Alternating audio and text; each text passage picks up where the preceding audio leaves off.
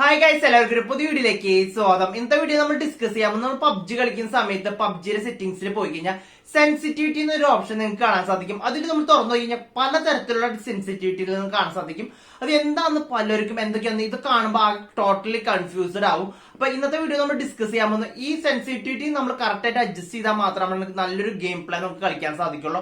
ഇന്നത്തെ വീഡിയോയിൽ നമ്മൾ എന്തൊക്കെയാണ് ഈ സെൻസിറ്റിവിറ്റി, ആ സെൻസിറ്റിവിറ്റി എന്തിനൊക്കെയാണ് യൂസ് ചെയ്യുന്നത്, അതിനെ കുറിച്ചുള്ള ഡീറ്റെയിൽഡ് ആയിട്ടുള്ള കാര്യങ്ങളാണ് പറഞ്ഞുതരാൻ പോകുന്നത്. എത്ര വാല്യൂവിൽ ഇട്ട് കഴിഞ്ഞാൽ നമുക്ക് പെർഫെക്റ്റ് ആയിട്ടുള്ള ഗെയിം പ്ലാൻ കിട്ടും. അപ്പോൾ നിങ്ങൾക്ക് ഈ വീഡിയോ വളരെ യൂസ്ഫുൾ ആയിരിക്കുന്നു വിചാരിക്കുന്നു. പബ്ജി കളിക്കുന്ന ആൾക്കാർക്കൊക്കെ ഇഫക്റ്റീവ് ആയിട്ടുള്ള ഒരു വീഡിയോ ആയിരിക്കും ഇത്. അപ്പൊ നിങ്ങൾക്ക് ഒട്ടും സമയങ്ങളായി നമ്മൾ വീഡിയോയിലേക്ക് കിടക്കാണ്. വീഡിയോ ഇഷ്ടപ്പെട്ടു കഴിഞ്ഞാൽ ലൈക്ക് ചെയ്യാൻ മറക്കരുത്.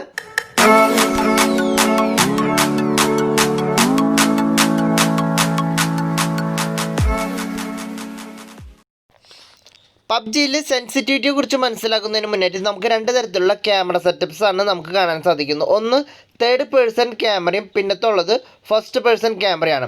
അപ്പോൾ അതിൻ്റെ ഉള്ളിൽ നമ്മൾ ഫസ്റ്റ് വന്നു കഴിഞ്ഞിട്ടുണ്ടെങ്കിൽ FPP എന്നൊരു ഓപ്ഷൻ ഇവിടെ കാണാൻ സാധിക്കും. അതിൽ ക്ലിക്ക് ചെയ്ത് കഴിഞ്ഞിട്ടുണ്ടെങ്കിൽ ഇതാണ് ഫസ്റ്റ് പേഴ്സൺ ക്യാമറ. പിന്നെ അത് കഴിഞ്ഞാൽ TPP എന്നൊരു ഓപ്ഷൻ കാണാൻ സാധിക്കും. ഇതാണ് തേർഡ് പേഴ്സൺ ക്യാമറ സെറ്റപ്പ്. നമ്മൾ മാക്സിമം എല്ലാവരും കളിക്കാന്നുണ്ടെങ്കിൽ തേർഡ് പേഴ്സൺ ക്യാമറ സെറ്റപ്പിലായിരിക്കും. അപ്പോൾ നമുക്ക് വളരെയധികം സെൻസിറ്റിവിറ്റി കറക്റ്റായിട്ട് യൂസ് ചെയ്യാനായിട്ട് സാധിക്കും. അടുത്തായിട്ട് നമ്മൾ നോക്കാൻ പോകുന്നത് സെൻസിറ്റിവിറ്റിനെ കുറിച്ചാണ്. അതിനായിട്ട് നമ്മൾ സെറ്റിംഗ്സിൽ പോവുക. സെറ്റിംഗ്സിൽ പോയി കഴിഞ്ഞാൽ സെൻസിറ്റിവിറ്റി എന്നൊരു ഓപ്ഷൻ കാണാൻ സാധിക്കും. അതിൻ്റെ ഉള്ളിൽ നമ്മൾ കസ്റ്റമൈസ് എന്നുള്ള ഓപ്ഷൻ നമ്മൾ സെലക്ട് ചെയ്യുക. സെലക്ട് ചെയ്തതിന് ശേഷം ക്യാമറ സെൻസിറ്റിവിറ്റി എന്നൊരു ഓപ്ഷൻ കാണാൻ സാധിക്കും. അതിൻ്റെ ഉള്ളിൽ ഫ്രീ ലുക്ക് എന്ന് എഴുതിയിട്ടുണ്ടായിരിക്കും. അതിൻ്റെ ഉള്ളിൽ തേർഡ് പേഴ്സൺ ക്യാമറ നമ്മൾ ഓൾറെഡി പറഞ്ഞു തന്നു, നമ്മൾ TPP എന്ന് പറയുന്നതും. പിന്നെ കഴിഞ്ഞാൽ ഫസ്റ്റ് പേഴ്സൺ ക്യാമറ എന്നുള്ളതും. നമ്മളിന്ന് ഡിസ്കസ് ചെയ്യാൻ പോകുന്നത് തേർഡ് പേഴ്സൺ ക്യാമറയിലാണ് നമ്മൾ പൊതുവെ എല്ലാവരും ഗെയിം കളിക്കുക. അതുകൊണ്ടാണ് നമ്മൾ തേർഡ് പേഴ്സൺ ക്യാമറ നമ്മൾ സെറ്റ് ചെയ്തിട്ടുള്ളത്. അതിനുശേഷം അതിൻ്റെ ഉള്ള വാല്യൂ നമ്മൾ ഫസ്റ്റ് 0 ആക്കിയിട്ട് അത് എന്താണെന്ന് നിങ്ങൾക്ക് പറഞ്ഞുതരാൻ പോവുകയാണ്. അപ്പോൾ നമ്മൾ 1ൽ വെച്ചിട്ടുണ്ട്. ഇപ്പോൾ നമ്മൾ ഓടിക്കൊണ്ടിരിക്കുന്ന സമയത്ത് നമ്മൾക്ക് ബാക്ക് സൈഡിൽ നിന്ന് വല്ലവരും വരികയാണ്, എനിമി വരികയാണെങ്കിൽ നമ്മൾ എന്താ ചെയ്യുക, റണ്ണിങ് ടൈമിൽ നമ്മൾ ഈ ഐ ബട്ടൺ വെച്ചിട്ട് നമ്മൾ റൊട്ടേറ്റ് ചെയ്യുകയാണ് ചെയ്യുക. ഇപ്പോൾ നമ്മൾ സെൻസിറ്റിവിറ്റി വളരെ ലോയിലാണ് എടുക്കുന്നത്. അപ്പോൾ നമുക്ക് റൊട്ടേറ്റ് ചെയ്യാൻ ശ്രമിക്കുന്ന സമയത്ത് റൊട്ടേറ്റ് ആകുന്നില്ല ഐ ബട്ടണിൽ. അപ്പോൾ നമുക്ക് ഇതിൻ്റെ ഉള്ള സെൻസിറ്റിവിറ്റി ഒന്ന് കൂട്ടിയിട്ട് നോക്കാം. അപ്പോൾ നമുക്ക് സെൻസിറ്റിവിറ്റി ഇതിൽ സെറ്റ് ചെയ്യണമെന്നുണ്ടെങ്കിൽ 250 അടുത്താണ് നമ്മൾ സെറ്റ് ചെയ്യേണ്ടത്. ഇപ്പോൾ നമ്മൾ 250 248 ആ റേഞ്ചിൽ സെറ്റ് ചെയ്തതിന് ശേഷം നമ്മളിപ്പോൾ റണ്ണിങ്ങിൽ മൂവ് ചെയ്തുകൊണ്ടിരിക്കുക. അപ്പോൾ നമുക്ക് ബാക്കിൽ നിന്ന് ഒരാൾ ഏതെങ്കിലും വെഹിക്കിളോ വരുന്നുണ്ടെങ്കിൽ നമുക്ക് ഐ ബട്ടണിൽ റൊട്ടേറ്റ് ചെയ്ത് കഴിഞ്ഞാൽ നിങ്ങൾക്ക് കാണാൻ സാധിക്കും. വളരെ സ്മൂത്തായിട്ട് നിങ്ങൾക്ക് റണ്ണിങ്ങിൽ തന്നെ ബാക്ക് സൈഡ് നോക്കിയിട്ട് നിങ്ങൾക്ക് വല്ല എനിമീസ് വരുന്നെങ്കിൽ അറ്റാക്ക് ചെയ്യാൻ സാധിക്കും. ഇതാണ് നമ്മുടെ ഫ്രീ ലുക്ക് കൊണ്ടുള്ള ഉദ്ദേശം, സെൻസിറ്റിവിറ്റി കൊണ്ടുള്ള ഉദ്ദേശം.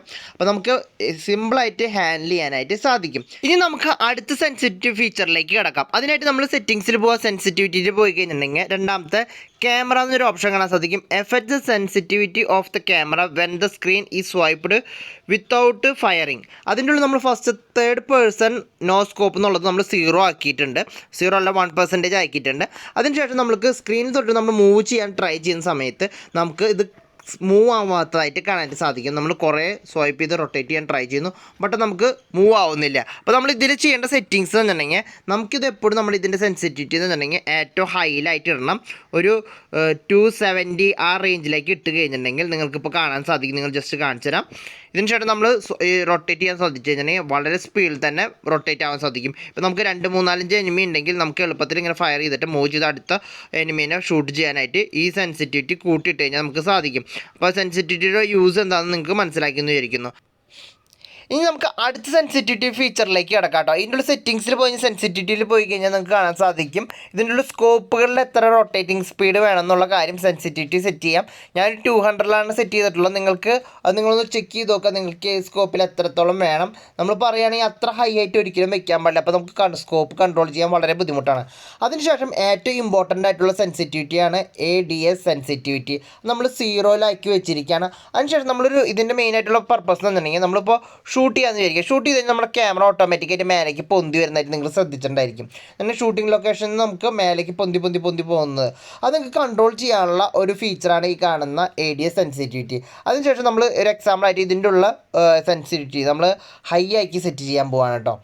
ADS സെൻസിറ്റിവിറ്റി നമ്മൾ 290 അടുത്തായിട്ട് നമ്മൾ സെറ്റ് ചെയ്തതിന് ശേഷം നമ്മൾ ഷൂട്ട് ചെയ്യുമ്പോൾ നമുക്ക് നമ്മൾ കൈ കൺട്രോൾ ചെയ്യാൻ സാധിക്കും. നമ്മുടെ കണ്ണിനെ നമുക്ക് തന്നെ എളുപ്പത്തിലായിട്ട് കൺട്രോൾ ചെയ്യാം. നിങ്ങൾക്ക് വേറെ ലൊക്കേഷനിലേക്ക് മൂവ് ചെയ്യാനും എളുപ്പത്തിലായിട്ട് നിങ്ങൾക്ക് സാധിക്കും. ഇതാണ് ADS കൺട്രോളിൻ്റെ പ്രത്യേകത, സെൻസിറ്റിവിറ്റി കൊണ്ടുള്ള പ്രത്യേകത. അടുത്തായിട്ട് അതിൻ്റെ ഉള്ള സെറ്റിങ്സിൽ നിങ്ങൾക്ക് വേറൊരു ഓപ്ഷനായിട്ട് കാണാൻ സാധിക്കും റെഡ് ഡോട്ട് എന്നൊരു ഓപ്ഷൻ.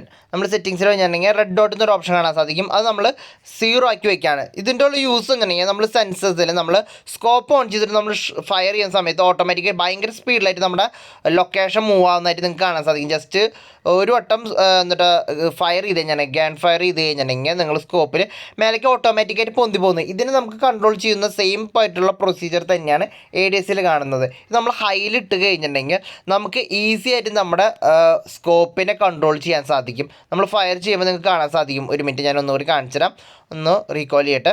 അതിനുശേഷം നമ്മൾ സ്കോപ്പിലിട്ട് ഫയർ ചെയ്യുമ്പോൾ നമുക്ക് നല്ല സ്പീഡിൽ നമുക്ക് കൺട്രോൾ ചെയ്യാം. മറ്റേ കണ്ടീഷനിൽ നമുക്ക് തീരെ കൺട്രോൾ ചെയ്യാൻ പറ്റാത്ത രീതിയിലായിരിക്കും നമ്മുടെ സ്കോപ്പ് ഇരിക്കുന്നത്. ഇപ്പം നമുക്ക് എളുപ്പത്തിൽ നമ്മുടെ സ്കോപ്പിനെ കൺട്രോൾ ചെയ്യാം. എന്നാൽ മൂവ്മെൻറ്റ് എന്തായാലും ഉണ്ടാവും, ബട്ട് നമുക്ക് ഒരു വിധത്തോളം നമുക്ക് കൺട്രോൾ ചെയ്ത് കൊണ്ടുപോകാനായിട്ട് സാധിക്കും.